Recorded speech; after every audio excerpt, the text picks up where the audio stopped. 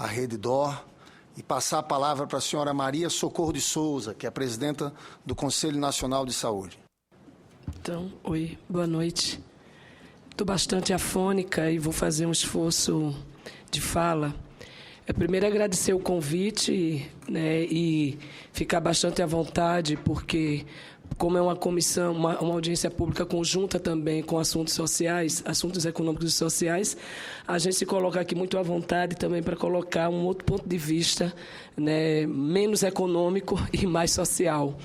E dizer que hoje, apesar de segunda-feira, 19 horas, né, é importante ter uma audiência pública, porque uma agenda como essa, ela realmente tem que ser bastante debatida e transparente para garantir que a sociedade também saiba exatamente, né, quais são os argumentos nesse sentido.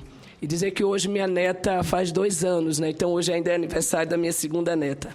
Mas primeiro colocar aqui que a gente tem a representação do Conselho Nacional de algumas entidades, a Central Única dos Trabalhadores, a Confederação Nacional dos Trabalhadores de Seguridade Social, a Federação Nacional de Assistentes Sociais, o Conselho Estadual de Saúde de Minas Gerais, Conselheiro também do Estado de São Paulo, eu pela CONTAG e também aqui o Olímpio representando, né, os prestadores de serviço no Conselho Nacional de Saúde. Então, a primeira coisa que eu queria colocar aqui, que o nosso papel como Conselho Nacional de Saúde, é não discutir de forma indissociada financiamento, direito à saúde e fortalecimento do Sistema Único de Saúde. Então, mesmo que podemos, a gente não fez uma discussão específica do PL, mas o nosso papel como esfera de controle social é a indissolubilidade desse debate, financiamento, direito à saúde e o SUS. Até porque muitos argumentos vão na linha de que a classe C e D está reivindicando mais assistência à saúde, inclusive entrando mais no mercado do serviço privado de saúde. Eu represento os rurais e essa realidade, né, não se traduz exatamente dessa forma. E aí eu queria colocar nesse sentido, né, que eu acho que tem algumas questões que a gente precisa colocar aqui. O Brasil tem 2 subsistemas. O sistema de saúde brasileiro tem 2 subsistemas. Todos 2 estão em crise. Então, tanto o sistema público de saúde quanto o sistema privado está em crise.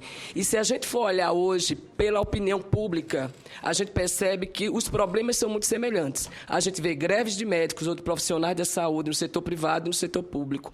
A gente vê remédios, medicamentos adulterados, tanto no setor público como no setor privado. A gente vê falta de profissionais, a gente vê falta de investimento em carreira, a gente vê dificuldade de gestão. Então, a primeira coisa que a gente tem que colocar aqui, qual é o sistema de saúde que a gente quer para o país, né? Então, esta casa tem a responsabilidade de ajudar a gente num debate mais articulado. Eu digo isso, senadores, porque cada vez é uma pauta específica e uma, muitas vezes, não dialoga com a outra.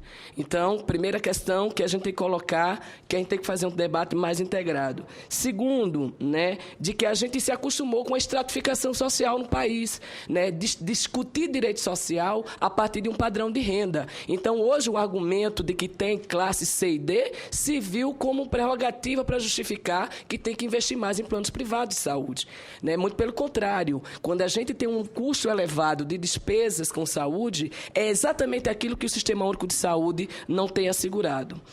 E aí eu queria aqui, nesse sentido, colocar ainda, né, de que há uma tendência muito grande de responsabilizar o cuidado à saúde e à família. Nós temos que distribuir essa responsabilidade com o Estado, né? Então, tem uma população ainda de baixa renda. No Brasil, nós temos um processo histórico de pouca proteção social. Está aqui a fala, né, do próprio representante do Ministério da Saúde, de que o desenvolvimento econômico no país nem sempre vem conjugado ao desenvolvimento social. Está aí a situação, né, de todos os projetos de aceleração do crescimento, todo o investimento. Não há um planejamento público, né, que garanta e proteja boa parte da classe trabalhadora e boa parte da população. E aí, nesse sentido, em relação ao PL, eu acho que a gente precisa de mais debate. Eu quero até pedir a compreensão, né, do nosso conselheiro Olímpio, que é do setor privado, né, representando o Conselho Nacional de Saúde, mas meu papel como presidenta do Conselho é reafirmar essa regulamentação e fortalecimento do SUS, né, e com toda a legitimidade que a gente tem aqui, inclusive, de discordar. Primeiro que a gente acha que o PL ele não tem argumentos suficientes para justificar a entrada de capital estrangeiro nesse setor. Se nós temos necessidade de fortalecer, diminuir a concorrência, de fortalecer as empresas nacionais, essa ação tem que ser discutida com o Estado brasileiro. Então, as justificativas que deu para a gente perceber, tanto na justificativa do projeto como do próprio relator, né, de colocar que isso diminuiria a concorrência, a gente não vê sustentabilidade nesse argumento. Estados Unidos fez a mesma coisa e nem por isso reduziu os custos, né, de atendimento à população. E aí a gente precisa também discutir por que os custos são altos. Se a gente quer apostar no modelo de atenção à saúde com foco na alta e média complexidade, o Brasil, pelo menos, já sinalizou que a opção e a prioridade é para a atenção básica. Se a atenção básica hoje é prerrogativa, sobretudo, do papel do Estado, né? Então, a gente tem que começar a questionar por que altos custos hoje também está se justificando maiores investimentos. E aí, nesse sentido, né, eu acho que tem uma dependência tecnológica muito grande e a gente tem que discutir aqui o papel do Brasil também investir em tecnologias nacionais, em pesquisas nacionais. Estamos cada vez mais também dependendo... Aí não dá, 25 anos de Sistema Único de Saúde... né? Considerado um dos maiores sistemas do mundo, a gente ainda depender desses altos custos pela dependência que a gente tem hoje, sobretudo, desses investimentos e oligopólios que predominam o mercado. Outra questão que a gente quer colocar aqui, né, de que as restrições que o PL apresenta, né, aonde entraria mais o capital estrangeiro para aportar em empresas nacionais, a gente acha que também as restrições elas são insuficientes, né, certo? Então, ela não deixa claro qual é a nossa capacidade de regulação.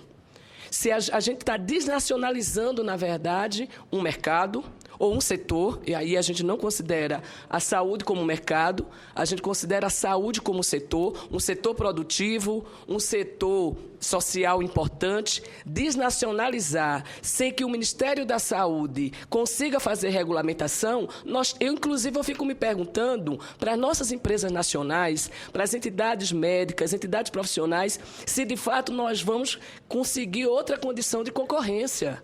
Porque se o Ministério da Saúde, como órgão diretor, não consegue regular de forma suficiente o sistema privado nacional, imagine com capital estrangeiro, com grande disputa de empresas, né, qual é, de fato, a capacidade nossa de regulação? Pelo menos, por uma parte, nós acreditamos que as próprias empresas nacionais, Olímpio, né, poderiam fazer uma investida maior para ter outra linha de financiamento que não fosse necessariamente a dependência do capital estrangeiro. Então, vamos botar isso na pauta, né? Vamos colocar isso na pauta. Então, finalizando, não sei quanto tempo mais, ok?